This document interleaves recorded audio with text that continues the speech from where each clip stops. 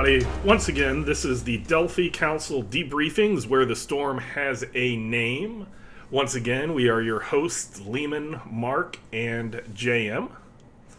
And today, we are answering a question that we read on last episode from Philippe, whose writing of English is better than my speaking of English. That we you did a fantastic job on this email, dude. Do not be at all ashamed of your English. Yeah. All right.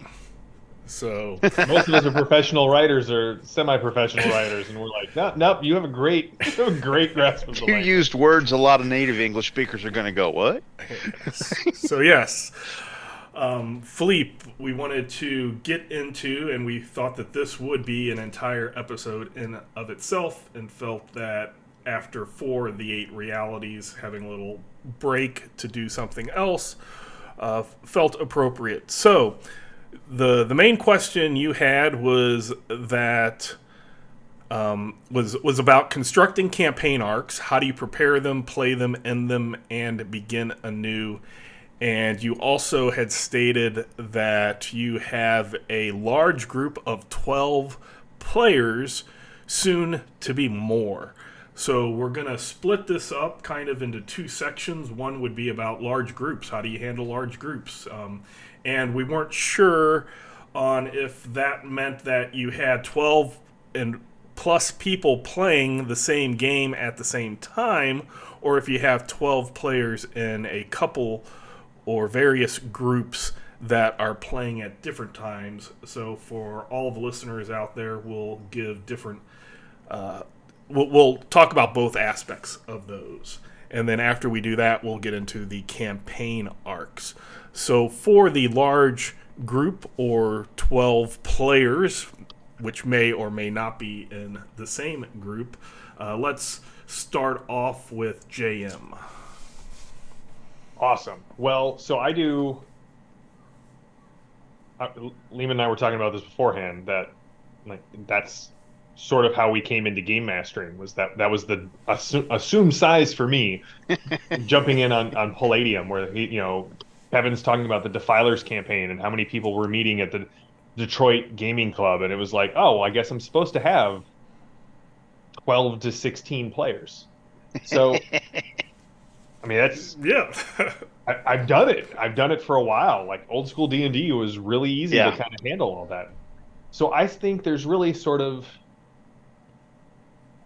I got 2 parts to my answer because I like subdividing things, and we'll just subdivide these even more. I think one, if you can get multiple GMs. So I've run really large games before, and I've done recently with games like Pathfinder and Rifts and really large store games where things can get really complicated really quickly with, as rules have evolved, they've gotten more complex because there's a lot more interesting things to be able to do. And Torg is a complex game. It's got a lot of fun things. So one way to do it is to have either multiple GMs or what I call sub-GMs. So there's still going to be players. But if I'm running a large group, what I may say is, hey, Lehman, if you can keep track of cards that are played, make sure that people are playing appropriate cards, funneling the information to me, and take control of these 2 groups of stormtroopers and mob goons. That way, I can when I point to you, you'll just offload some of that to the players who are more invested or perhaps more familiar with the rule set. If you're running it all by yourself, 1, good on you, and 2, you're one person. If you've got 12 people wanting to stir on your game, they're going to need to realize that much like a USB bus, there is only so much information that can flow through your brain at a single time. And if they're having fun and you're having fun, awesome. And we'll talk about this more in the second half, but when it comes to plotting games, in my mind, and it probably depends on the GM, but I would say for me, right about 5 players, if I have 5 players or less, I am focused intensely on each player's story and how those stories are working together.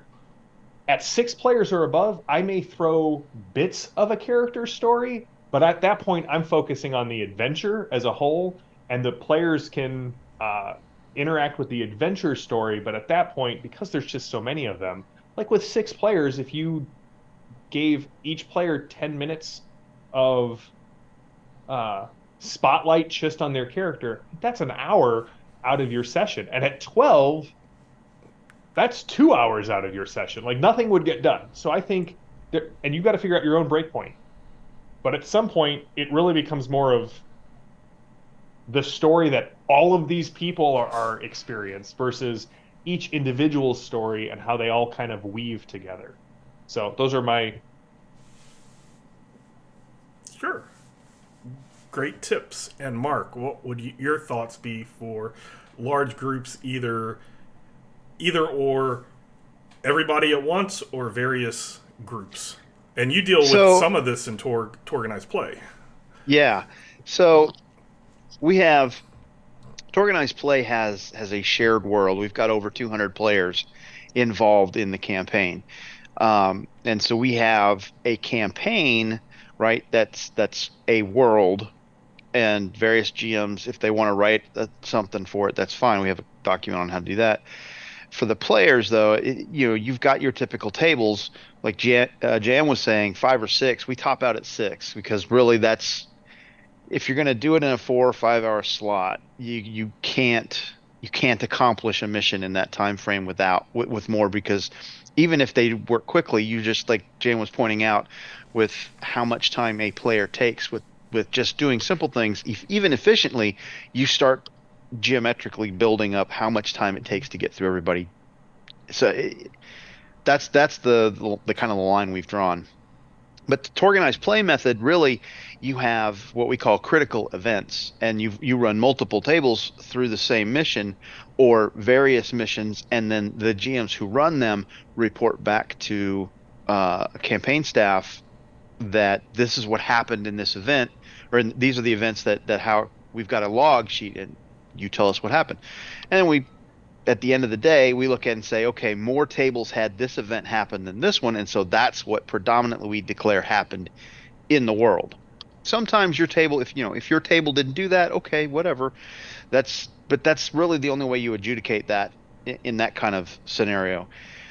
In a scenario where you've got, and as Jam said, I cut my teeth on AD&D in hobby stores, and you'd have 8-10 kids sitting around a table in the back room playing D&D for a Saturday, and everybody's got to understand, if there's one DM, one game master, you just have to wait your turn until it comes around again, and everybody's patient and has a good time and whatnot. Mm-hmm. So it really does come down to, in the case of our email question, is your group all at the table playing at one time and they're one group, or do you have 2 or 3 groups mm-hmm. that you're, because that's old school D&D. That's how the game, that's how I guess I'm supposed to not call it that. I'm supposed to call it the world's most popular role-playing game because, I don't know, copyright or whatever. But that's how it. Okay, well, that's how they'll send the Pinkertons after you. That's right. Oh, that's how they started. They had like 30 or 40. Gygax and Arneson running the game had 30 or 40 players, and they would put a dungeon in a spot and populate it with stuff, and then give it multiple access points, and whatever access point you hit, your group found what you found, and when that session was over, the stuff you found was gone, and another group came in and they found what they found, and whoever got, and that's how that worked. And you can do it that way too if you want to. The other option you have, which is something that really comes out in more of a organized play environment, is something that sounds more like what JM is talking about doing with sub GMs, and we call them battle interactives. And you got to write a very specific mission for a battle interactive. It takes a lot of extra effort, and you have to have some dedicated GMs for it. Like we did Fall of Highway 41 as a day one, where we had 6 tables, I think 26 players, something like that, and 4 GMs running them. Maybe we only had 4 tables.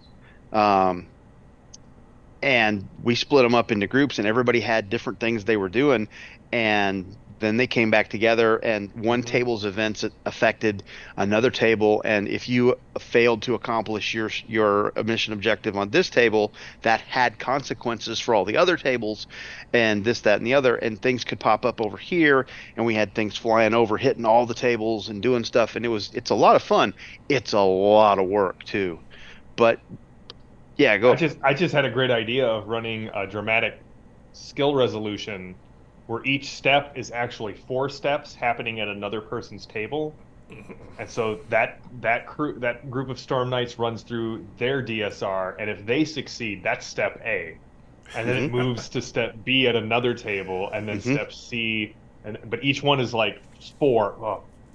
We did that. So Fall of Highway 41 was broken into 2 sets, and you were coming from, this is it set in Atlanta on Highway 41, coming in from the Big Chicken down to downtown to get people out. You had refugees. You hit Dobbins Air Base, and there's a static aircraft at Dobbins Air Base, and that became a hard point because it's a World War II aircraft.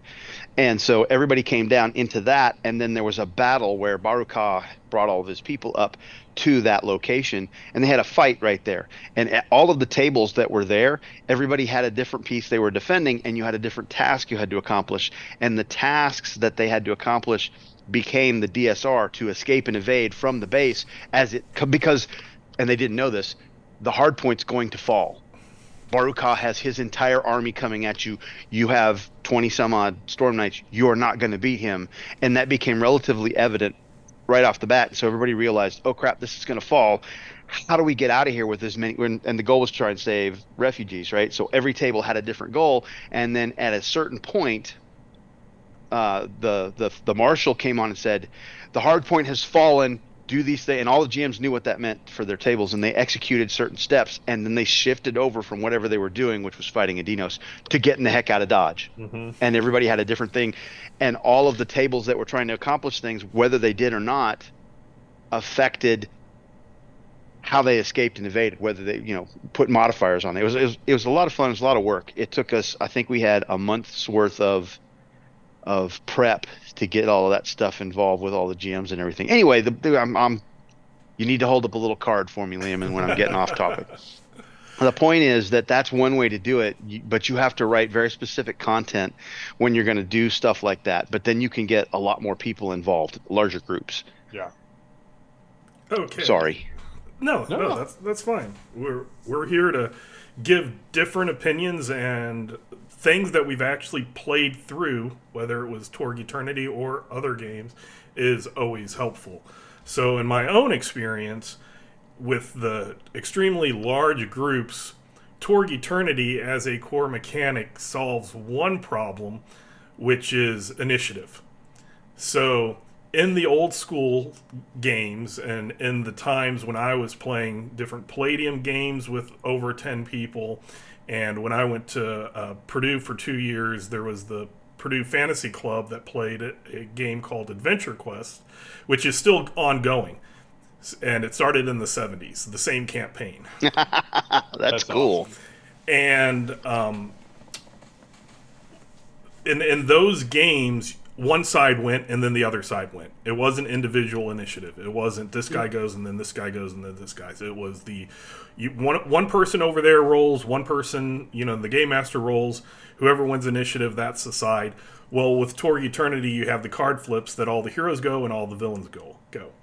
When I played original Torg, my games, and they still are with Torg Eternity, are minimum of 7 people, and usually 8 or more.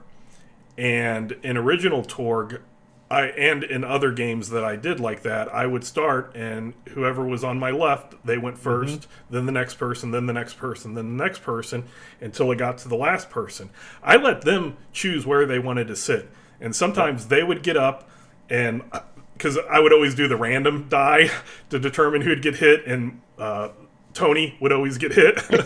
And he would get up and move around and still get hit, but things like that. But you just do that instead of having it does take a little bit away from Torg Eternity where you have the heroes decide who goes first, but it does take out a lot of time. And when you have a lot of people, you have, even if you reduce the cards, you have more resources out there, so it's not as detrimental. And again, they can sit where they want to. Is just let me get through. Okay, everybody goes now. I go through all the villains, and then you do that with initiative.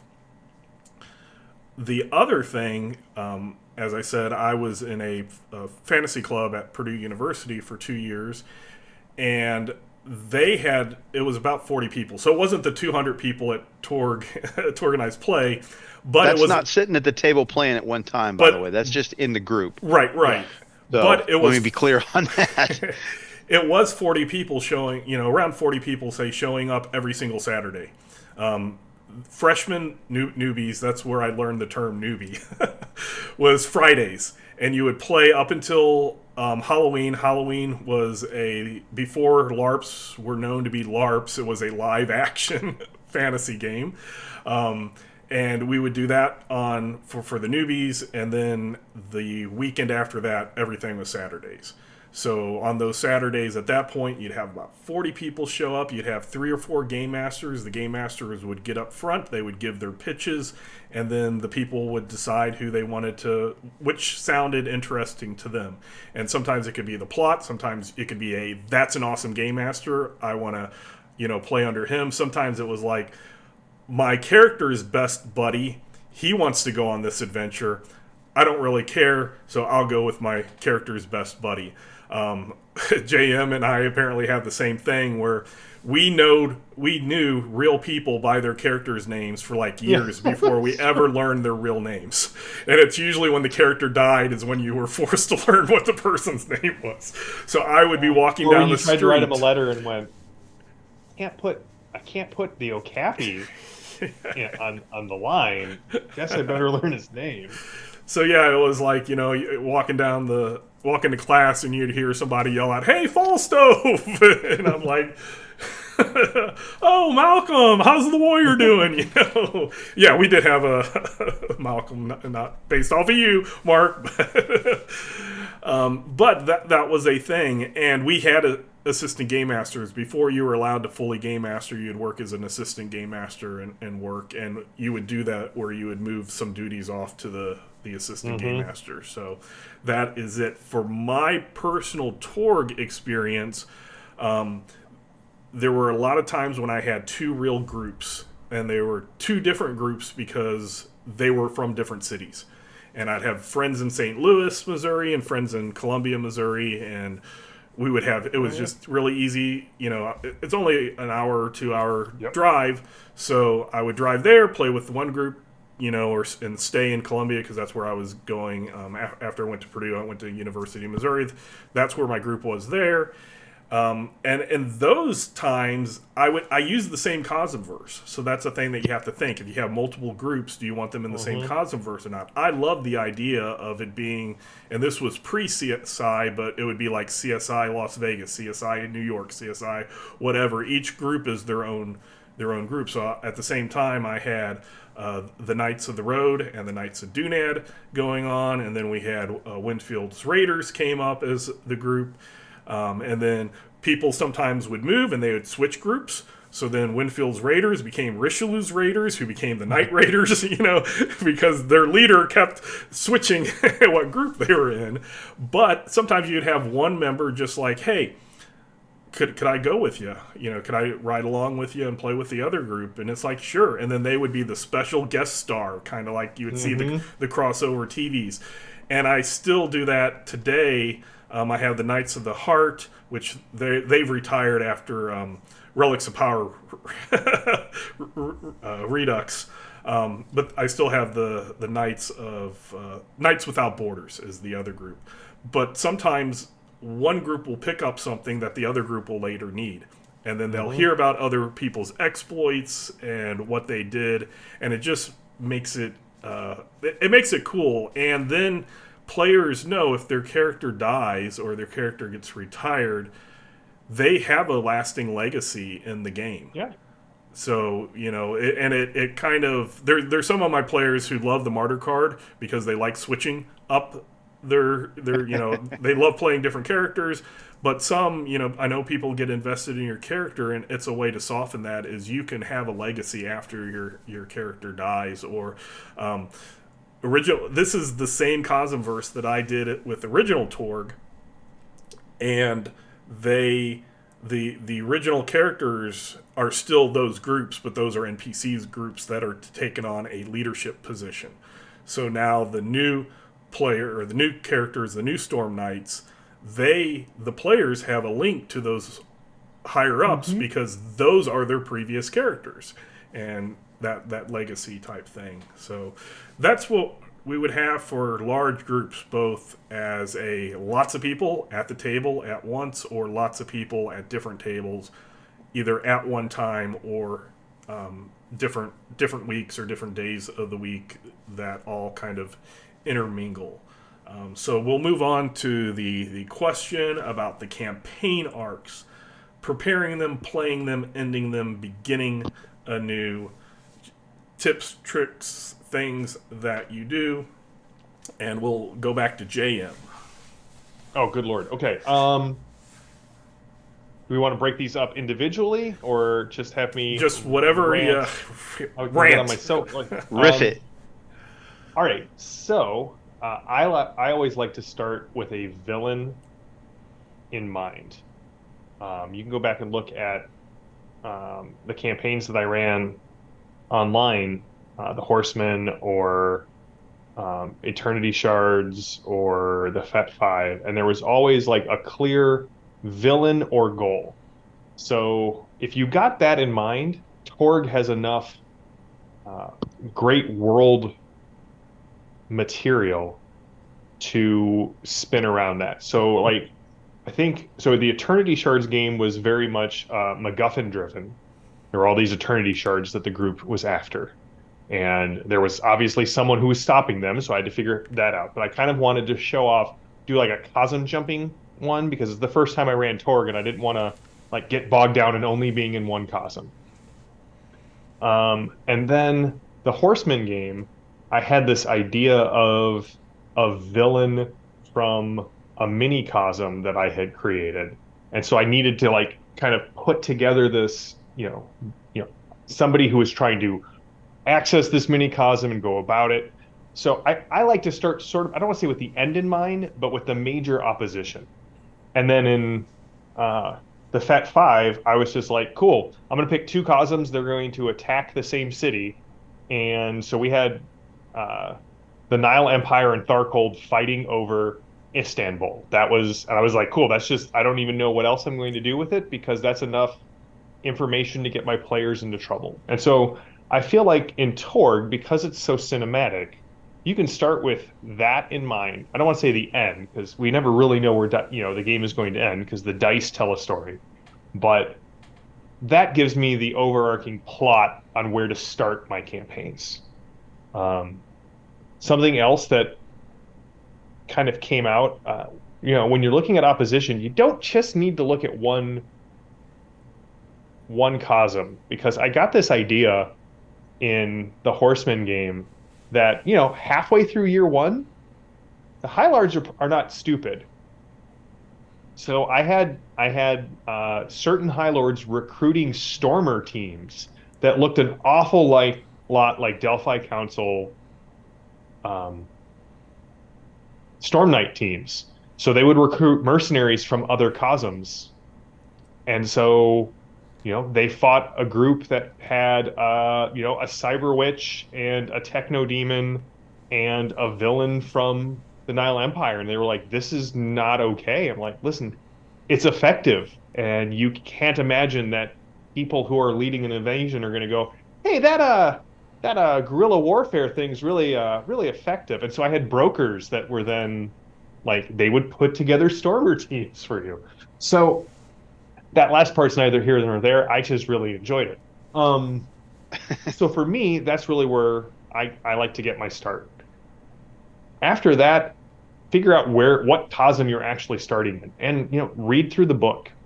For me, I always love going back to the Cosm books because there's always some piece of information that I've missed or forgotten about, and the books are really great in the GM section because they're usually broken up by region in the Cosm.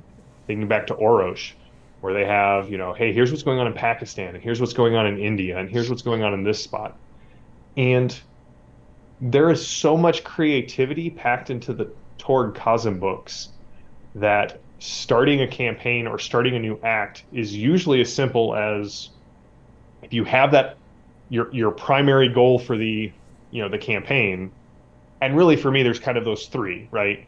There's a big bad, there's a we have to go collect a bunch of things, or here's the central conflict. Once you have that central conflict in place, figure out what the players are close to and do a little bit of, just skimming of the Torg books. Find a good villain, something you've never used before. I try to always do that when I run Torg because it always sparks new ideas. I've never used a Babel monitor. All right, let's see what a Babel monitor does this session. Well, how would the players interact with one? All right, let me start working back. There's a, we all know deductive reasoning, where we see all of the evidence and we try to figure out what happened. This is sort of abductive reasoning. I know where something is, and I know where something ends up. What's the middle step that I have to what's the most logical middle step to kind of pull it together? And for me, that gives me enough of a framework. And the more players you have, the less I would plan. I'm just going to be completely honest, because you're never going to know. You got more You've got more Cosm cards out, you've got more Destiny cards out, and those are going to change the way your game will go. I think one of the best pieces of GM advice I received was never try to force an encounter, but if you have one prepared and they don't bite, or they deal with it in Torg, probably with a glory or with some sort of, clever Cosm Destiny combination that you didn't see coming, don't lose those notes, because a fight with a group of Adinos and a cool backdrop could be very easily reskinned to a fight with the race in a abandoned warehouse in Tharcold, and you have all of that prep. Nothing you've ever prepped is wasted. You've just got to wait for the time in the game where it sort of uh, comes together. I feel like I've rambled a lot, and I've got some things for how to end a campaign, but we can wait for that until the end of the show. Nuclear weapons. There's like there's a symmetry there. Okay, Mark, we'll pass the mic to you. So I'm going to give you, in a second, I'm going to give you my number one tip for GMing any game system. And to me, it's fantastic, as far as it's what I do that keeps the players engaged and keeps them guessing a lot. So to spark off of what Jan was saying, I don't necessarily focus on just the big bad when I'm building a game or a scenario, but I outline. When I write creatively, I outline. I have to know what my outline looks like ahead of time, and then when I get it fleshed out beginning to end, I know where then it becomes connecting the dots, and you just connect the dots with words. In Torg, you can use an outline. You could run a Torg campaign with an outline, and you don't need to flesh anything out. If you want it, if you're never going to publish it, run it with an outline. Save yourself some work, and just ad lib all of the box text and everything else, and then put check marks as you hit your high points. But for me, I have to have some element that I think is cool to anchor the game to, and that element I flesh out with some aspects, almost like a Fate game, that become rules, if you will, so that as I'm writing or creating the rest of the game, those become guidelines for me to remember. No, the bad guy only does things in the water, and so I can't put him in the middle of landlocked. I have to keep, how does he, if it is landlocked, which is fine, which they would never expect him there, how did he get there? Where's the water that gets him there? And so, there's an underground cave system that has this river that flows to the ocean, and that's how he got there. But they don't find that out. They're not expecting, Dr. Aquidus in the caves, because it's in the middle of Michigan, until they get there and they find this underground whatever. So something along those lines. But I set up the rules or the guidelines for whatever the theme is. And I'll give you an example of that, but from the world's most popular games that I did a while ago, back in, I think it was 3rd edition.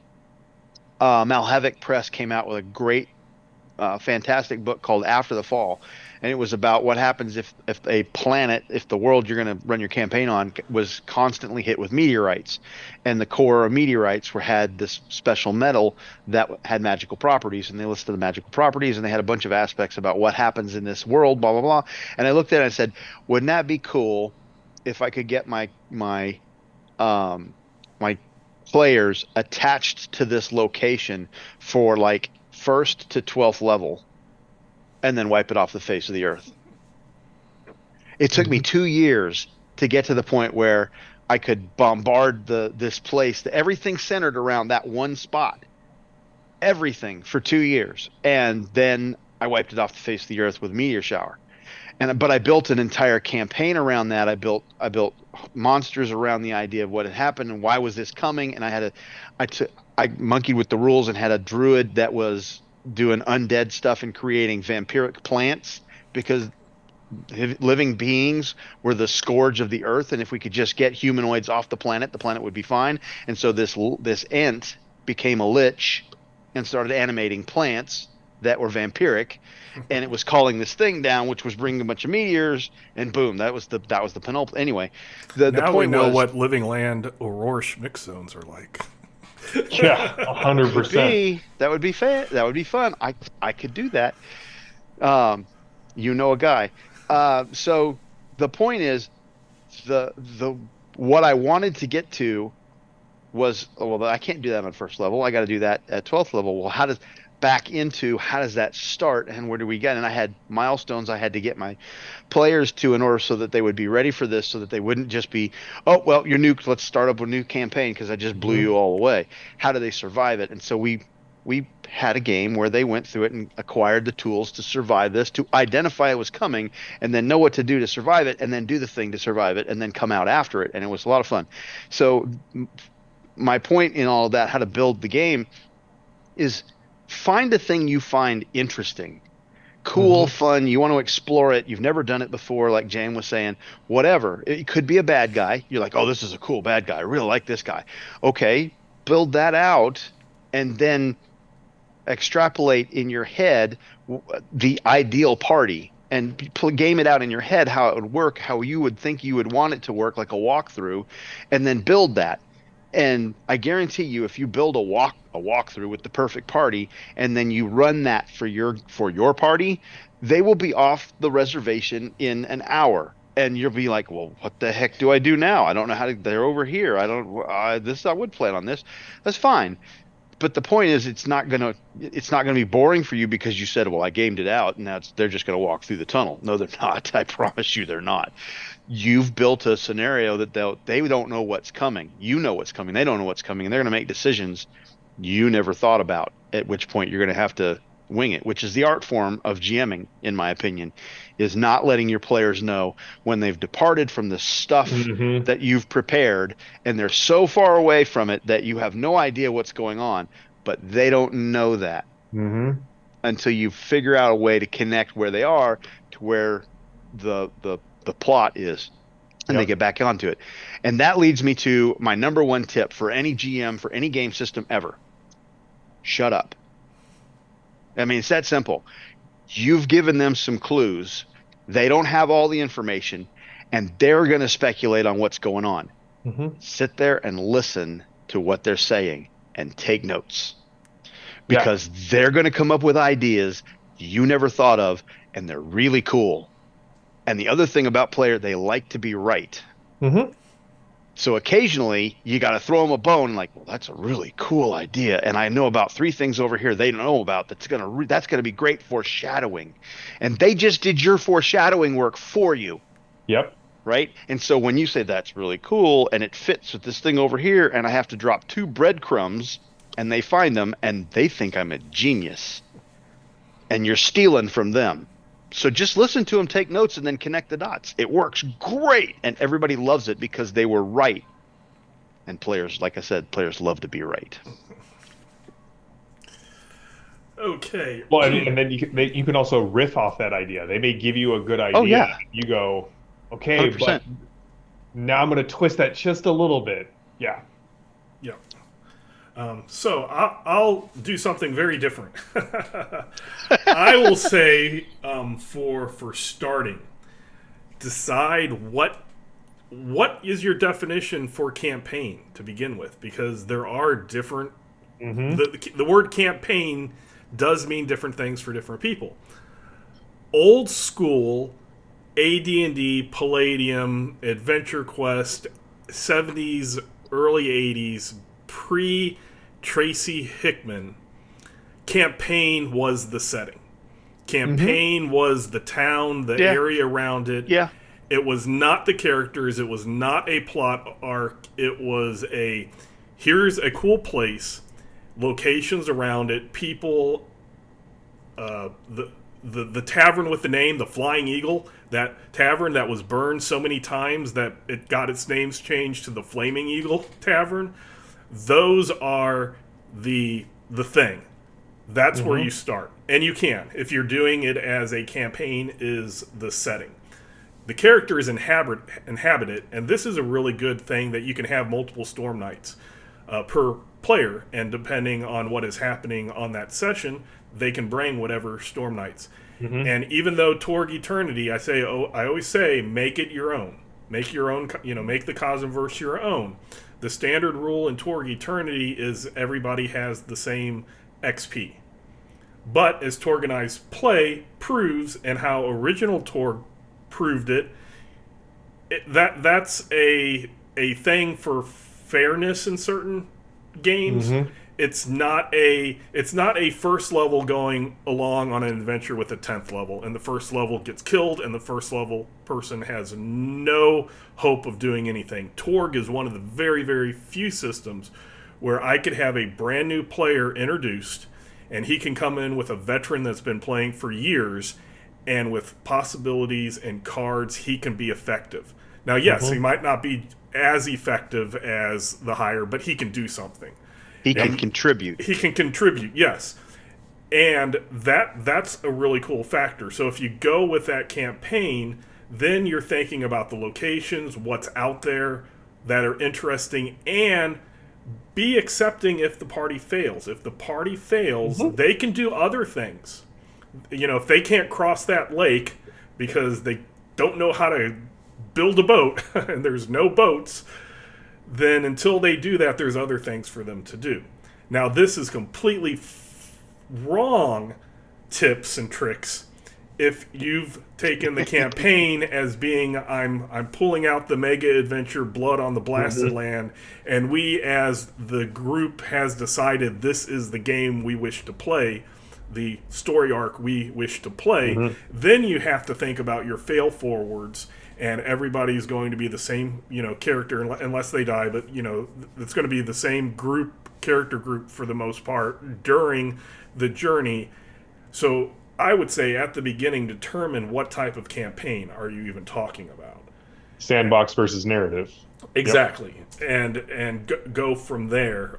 If you've grabbed if you're going to grab a mega adventure, talk to the people in your group. What would you like to have the mega adventure in? Which is the reality that kind of sparks your interest, and go along with that. You can also, as Mark's done, I know, you can take those Delphi missions and sprinkle them throughout. You can break them apart. You can twist them. You can make it your own. I am also about begging, borrow, stealing from other games. Shamelessly. I will take a original Torg adventure and convert it on the fly. I'll take any other role-playing game out there, because Torg is all the genres, and you can come up with mini cosms and stuff. Take out of there, because my time is limited, and so I'm good at twisting things enough to make it so that nobody will be able to say, "Oh, you're playing Adventure X from this other system," but it's enough that I don't have to do a lot of the legwork. It's already been done for me. So in preparing it, that's what I'm looking at. I on my personal channel, I post all of our games that we do, and one of my campaigns is that it's a Palladium first edition that I'm playing on a different world, and it's that campaign setting. But then when I do Torg Eternity with my home group, then we do the mega adventure. So we're in the middle of a mega adventure, which the first 2 acts was done by a different group, and that's where I have that group connections going on that I talked about previously. So I would say determine path versus campaign, and if you do a campaign setting, something that I would change is the XP. Instead of having it after every act, because you might fail and that act might, you might not complete that mission. I would say give an XP per scene, because a lot of acts are about 5 scenes. So that is a way to do it. That at the end of the night, you determine how many scenes you've done, and then give out 1 XP per scene for that. Is that a potential 1.5 change coming? I'm just saying that 1.5 will have options for the game master. So that is entirely something that might be in the High Lord's Guide to the Infiniverse as an option, because some people just, why am I only getting 5? Why don't I get 10? Or 5 is too much. I like doing it too. Do it how you want to do it, how you and your players like it, and you can even break it down by scenes. Well, considering that an act could be 3 scenes or 7, or any number in between, right? That seems to be more equitable for the time invested in the act. Right, because some the Delphi missions, you can actually do that in a night, but as we've shown a lot of times, acts can take 2 or 3 sessions. When they're longer, when they're in the middle of a mega adventure. That's also because we stall and goof around quite a bit. Right, so, but I mean, we have fun. Right. So that's the point, in my opinion. So, anyway, as a game master, you and your group can determine which ways work better. So let's flip and do ending and beginning anew. Let's put those 2 parts together and go back to JM. Okay. So campaigns typically end in one of 3 ways, in my experience. The least satisfying is the campaign just like, you guys don't get together anymore. And in that case, while it is sad, it's the easiest one to end, because if that group just doesn't want to play Torg anymore, or something comes up, you don't have to plan anything. Like the group, I like to at least say, like, if people are moving, I ended up having to wrap up several campaigns when I moved from Colorado to Texas. There wasn't time to do that, so I said, all right, everybody, I had 4 games going, so I said, all right, each Saturday before, we're gonna try and do a longer session and kind of bring it to a narrative close, or some sort of resolution. So there's what I'll call the 2 least satisfying endings. It ends with a whimper or a bang. The group just can't meet anymore for reasons, or there's a TPK, which in Torg is super rare. Just we haven't had one in Torganized play yet. Yeah, in those cases, you have a very you can just move on to renew, just because the group is done. If you have a TPK in Torg, first of all, tell me how you did it. But second, you don't necessarily need to scrap what you had planned if you're running a more narrative or even a more sandbox game, because the thing is, the Delphi Council will look at that and go, crap, what were they working on? Let's get another team sent in there. And I personally love consequences. Maybe I'll talk about the consequence list a little bit. I'll put a mental note in to come back to that. So advance whatever's going on several more steps before the new team comes in, to show that there's consequences for death or failure. Once your campaign gets rolling, even in Torg, if I've got my clear central conflict, then all I'm doing as a GM is really writing down the consequences of the players' actions. And if I'm stumped, I just go back to the consequence list. I mean, I do this for all of my games. I'm like, well, I really don't know what's happened. You know what? They pissed off this NPC. It's been several months. That NPC is now back for vengeance. Or, they blew up that thing. I had this cool thing in the basement. Now it's running free. Now there's a kaiju in the bay and off the coast of Japan that the group let loose, and they didn't even realize, but hey, that's a consequence of, or they rescued this person from Dr. Mobius. They now get a message saying, you got to come help me. Mobius's agents are after me again. So consequence list is my number 1 piece of GM advice. Just keep giving the players rope until they. My favorite in Torg, original Torg, the we made the darkness device go back to its reality, but we forget to uproot the stele. Yeah. So 3 months later, it comes back with a new High Lord. I was just gonna step over back in here. It was in timeout. Yeah. The other way to end a campaign for me is the satisfying one, where you come to a conclusion. Now that can be because you've got 4 weeks left before the group breaks up, or before you get married, or have a kid, or have a life change and move. That gives you time to set up a satisfying ending. Or you could just be running the natural course. If you go with one of these central conflicts, inevitably, the Storm Knights are going to reach the center of the conflict. And so what I like to do when I'm ending a campaign is a couple of things. First of all, I want the final encounter to feel dire and like tough to overcome.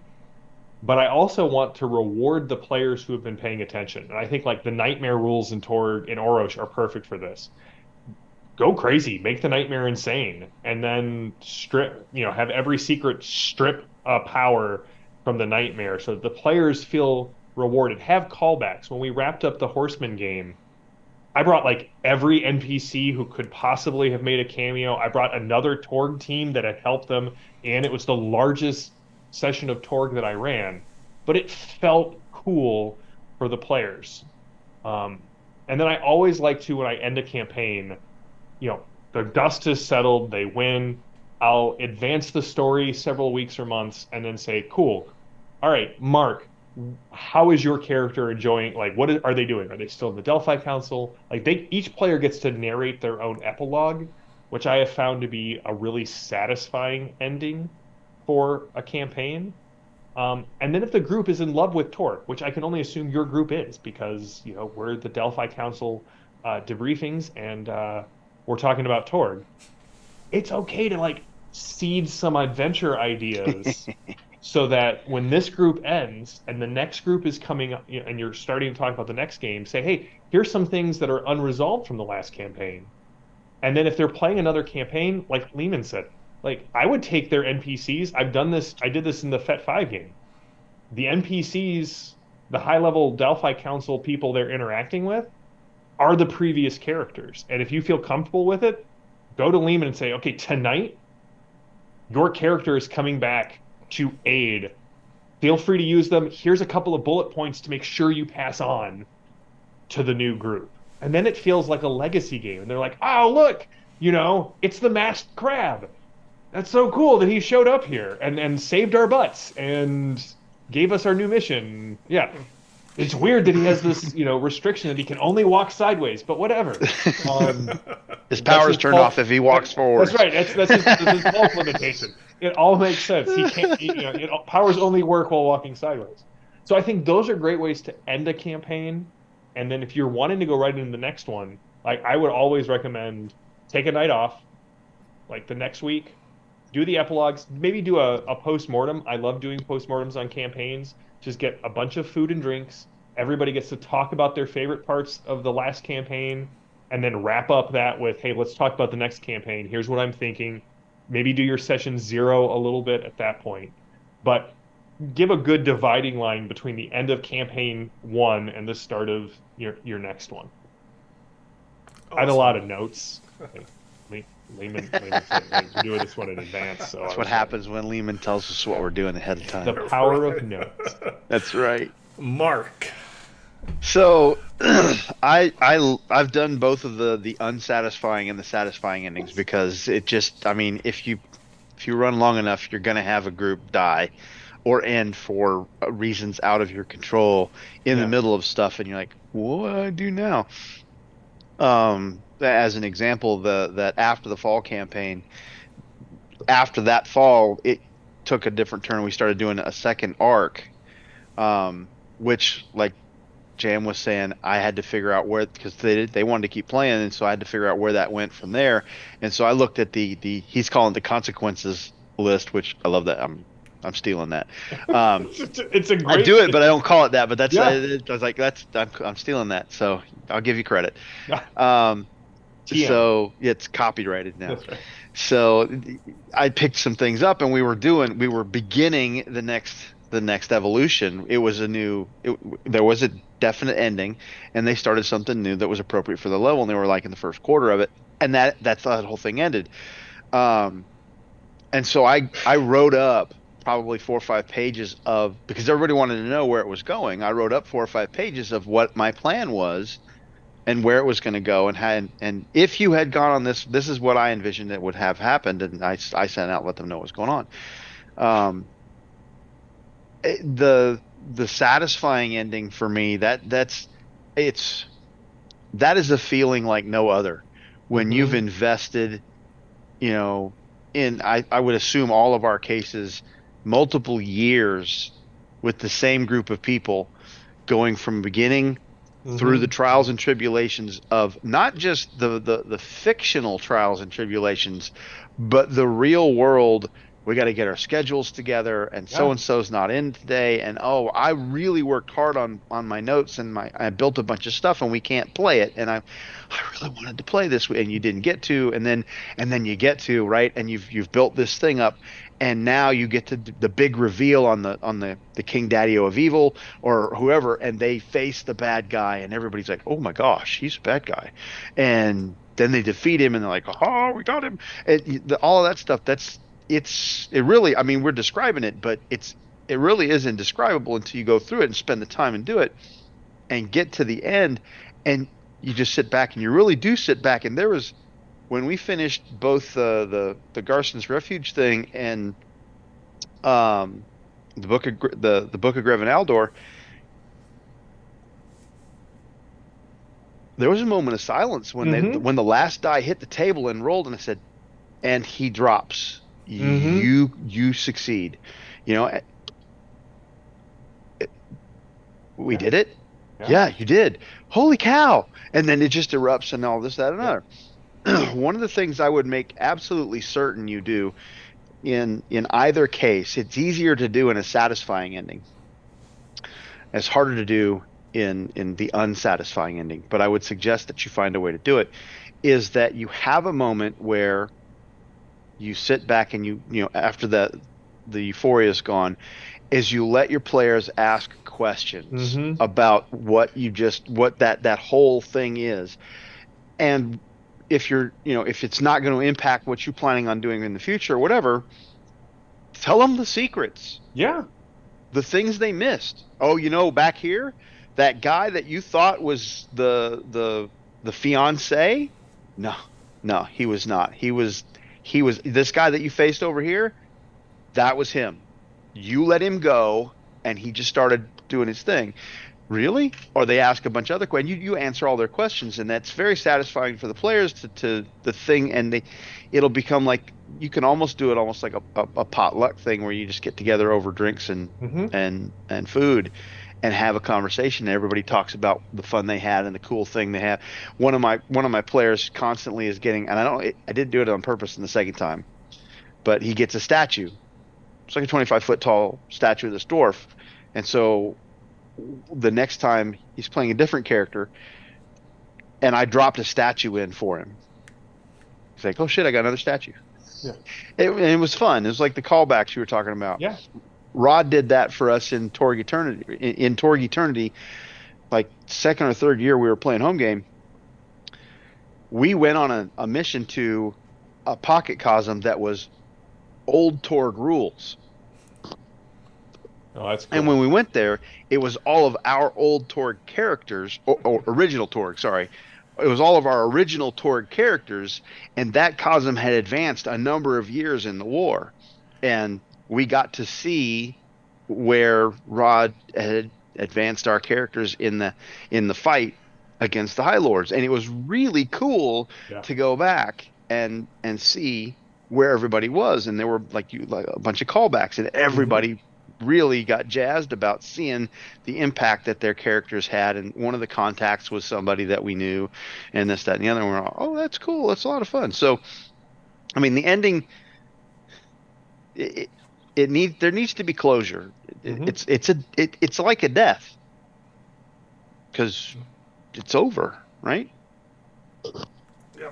Okay, so JM and Mark both said really good things, so I won't rehash what they've said, but I agree with all of it. So I'm not trying to talk about other things to say, oh, listen to me. I'm just here's some more stuff you can think about.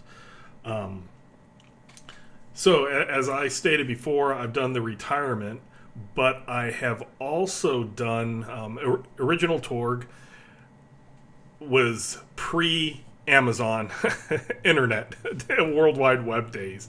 Yeah. You dialed up directly to somebody's computer and it went to bulletin Yep. boards and stuff like that. So I'm really dating myself, but there weren't PDFs, and my number of original Torg books was limited. So we went through a bunch of those adventures, and we were at a point where people were graduating college, so we wanted to end it.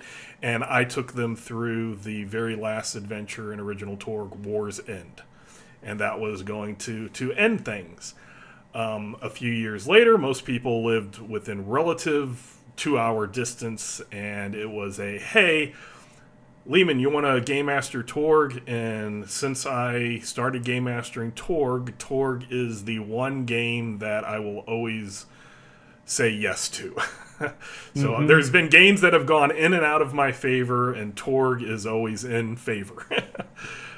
And they wanted to start up a new one, but we all liked those characters. And at that time also, the real world had advanced. The near now had advanced. So It was nearer. Yeah, it was nearer, and now we're so I do I would do a retcon. So around 2004, I did a retcon of, hey, now the World Wide Web is that, and hey, this computer in Pan Pacific or Nippon Tech back in the day cost $8,000. Well, no, I can go to Walmart.com or Amazon, and it's 1,500 or 2,000. So we just did that. We upped Tech 23 to be now. And whatever you can do now is now. If you can go to Walmart and buy something, you can go, your character can find that type of thing. And for those other characters that had went through War's End and had ended the war, what I did is, as a part of the renewing this, I had the two groups. So I had the original group. And what had happened is I had started a new group, and then the original group heard I had the new group, and the original was like, hey, we want to do Torg again. We want to do those same characters. So I had the new group get in contact. They found out that the old group was actually in a VR simulation that had hooked a whole bunch of Storm Knights together and was playing out the reality wars in simulation so that the High Lords could figure out how to prepare for that. Oh, that's awesome. So the new group succeeded in breaking the old group out of the VR, and that VR they were in was War's End. So War's End did not happen, but it happened as a VR. Yeah. So it renewed it. Now that gives the reason why these characters are able to play. Oh, it's because we're in this. Oh, the world's a little different, but that's because the old world was that VR. And then they went along, and now there's those legacy characters, because when right before Torg Eternity started, we started a original Torg game, and then like a month later is when all the announcements that Torg Eternity when somebody, one of the friends was like, hey, this is coming out, and then I went to the forums and looked. We had only went through about 5 acts by the time the PDFs after the Kickstarter were done, so we easily converted the characters to Torg Eternity. So that's another thing. If new things come out, you can convert characters, you can retcon. You can decide, hey, that's its own Cosmverse. Let's start a new Cosmverse, and you can start up with there if that's where you want to go. If you want to say, okay, we're used to the normal, now let's do a Cosmverse that's completely weird, where Nile Empire invades Australia, and Isle invades Indonesia, or something weird like that, and you want to just mix things up. You've got your base. Now you can have a completely new Cosmverse with something very, very different. So yeah, and then that also is War's End has a reputation of being a bad adventure, so that's a way also to not have it be a bad adventure. It's just it was different. It was in a VR. This explained why you had an act with 3 dramatic scenes when there should only be 1 dramatic scene according to original Torg, and things like that. And then people are like, oh yeah, that's really cool. And then you look like a genius that you came up with this thing. And again, it's taking these adventures that are pre-made and twisting them and changing them so that they're something new and different, which is something, again, that I do because I don't have a lot of time to just completely make the adventures whole cloth. So hopefully that answers everybody, or Philippe, your question, and gives ideas, tips, tricks on how to work with large groups, and all about how to do things with campaign styles, arcs, planning them, playing them, ending them, beginning them anew. We do thank you for watching or listening. Any last words, JM, Mark? I'd say thanks to Philippe for writing in. If you guys want to see a whole episode of the Delphi Council debriefings focused on your questions, send your questions into. I'm going to turn it over to Lehman to the torgdcd@gmail.com. That's all I have. Yeah, my only thing is one key thing about Torg is that Torg Eternity is that players have a tendency to succeed. So, but occasionally ones happen. So you need to know what happens if they fail. So don't just your bad guy. That if you put the bad guy in the scene, they're probably going to beat him. So if you don't give him an out, he's probably going to get defeated.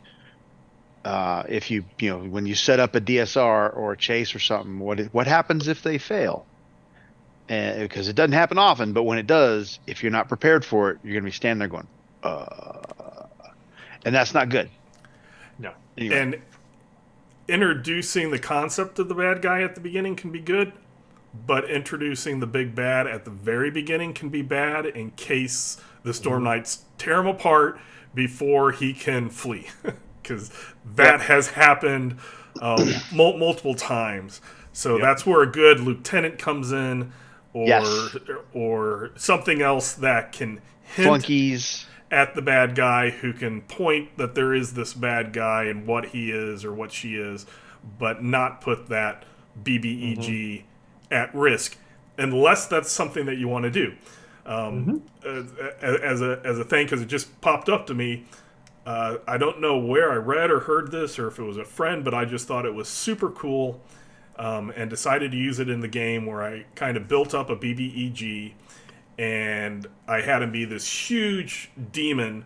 And this is Palladium System. If you know Palladium System, he attacks the party, and the party in Rift proceeds to absolutely destroy him within the first round because he was an SDC creature.